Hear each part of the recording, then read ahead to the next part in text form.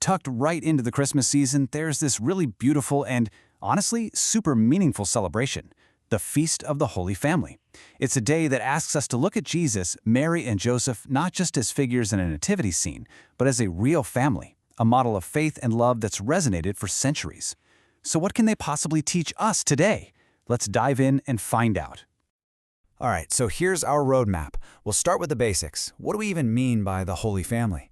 Then we'll hop in a time machine to see where this feast came from. After that, we'll zoom in on the unique roles of Jesus, Mary, and Joseph and pull out some really practical lessons for our families today. And we'll wrap up by looking at the cool symbols and traditions that keep this whole devotion so vibrant. Okay, so let's start with the big question, right? What exactly is the Feast of the Holy Family? And why has this one family been so central to the Christian faith for so long? At its absolute core, the Feast of the Holy Family is all about celebrating the idea that you can find holiness in the everyday. It's this incredible suggestion that the love, the sacrifices, and even just the daily grind of family life can be a real path to God. And that's exactly why the Church holds up the family of Jesus, Mary, and Joseph as this powerful model for every single household. And here they are, the three central figures: Jesus, the Son of God, his mother, Mary, and his foster father, Joseph. This is the Holy Family. You'll often hear theologians call them the very first domestic church. It's a great term. It just means that the family home is the first place where faith is taught, where it's lived, and where it gets passed down through generations. Now, the timing of this feast is definitely not an accident. Sticking it right after Christmas makes a really powerful statement. It's a reminder that the incarnation, the belief that God became human, didn't just happen in some abstract, mystical way. Nope.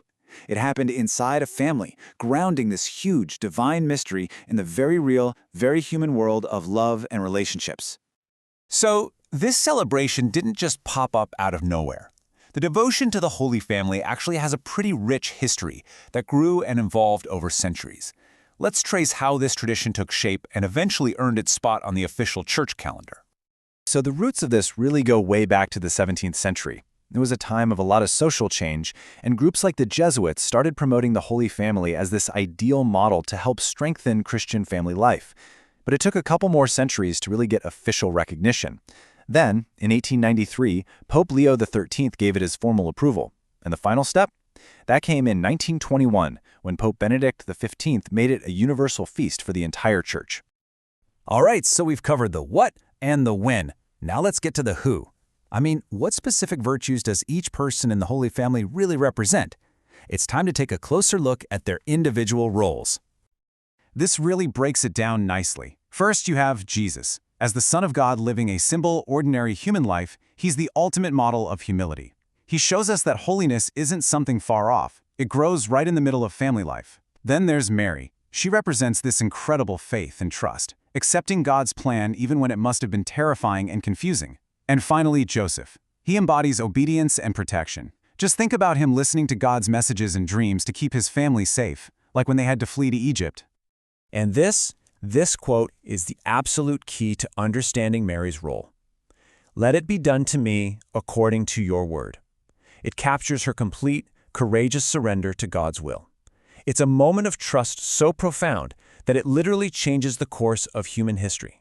And it's really the foundation of the Holy Family's faith. Okay, but let's be real. What can a family from 2,000 years ago actually teach us today in our busy, chaotic world? Well, it turns out a whole lot. The trick is to translate their ancient example into practical wisdom for our own lives.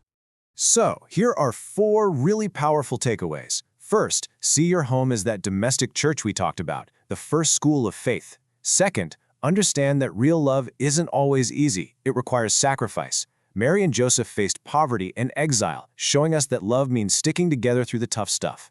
Third, try to find peace by trusting in God's plan, even and maybe especially when you don't understand it. And finally, something so simple but so powerful: pray together. It can strengthen family bonds like nothing else. Now, beyond all the amazing spiritual lessons, this devotion has also inspired some really beautiful traditions and symbols that help bring its meaning right into our daily lives. So let's look at how the Holy Family is honored in art, in prayer, and in our communities. These devotions can take all sorts of forms. You see it in art all the time. The family is often shown bathed in this warm light, which symbolizes divine love. A lot of families keep a statue or a picture in their home as a little focal point for prayer. There are also specific prayers you can say, asking for the Holy Family's protection. And on the feast day itself, it's very common for parishes to offer a special blessing for all the families in the community. So when it all comes down to it, the Feast of the Holy Family isn't just about looking back in time. It's a living invitation. It challenges every one of us to look at our own families and ask a really deep question. In a world that's so often full of stress and division, what does it mean for us to make our home a true sanctuary of peace, prayer, and selfless love? It's definitely something to think about.